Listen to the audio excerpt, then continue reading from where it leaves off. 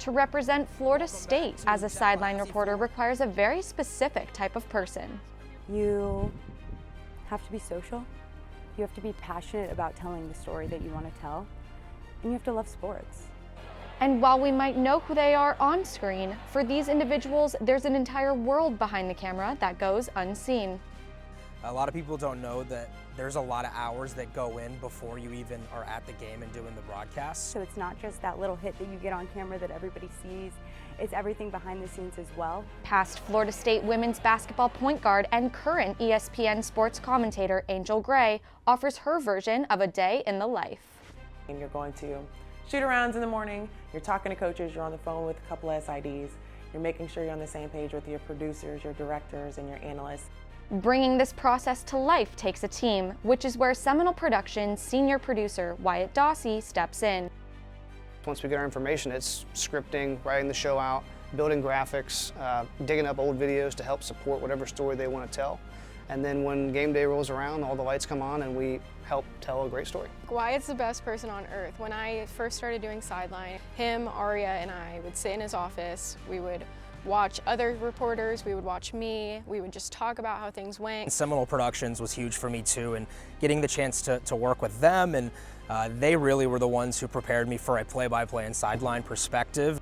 But in an ever-changing live environment, no amount of work in advance can truly prepare you for everything to come once it's game day.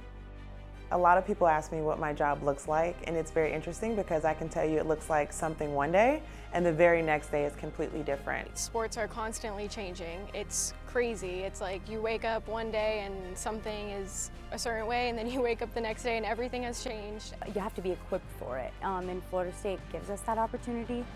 Being a sideline reporter not only requires having what it takes behind the scenes, but also knowing how to perform on camera and captivate the big screen. You got to have the on-camera presence and the on-camera personality.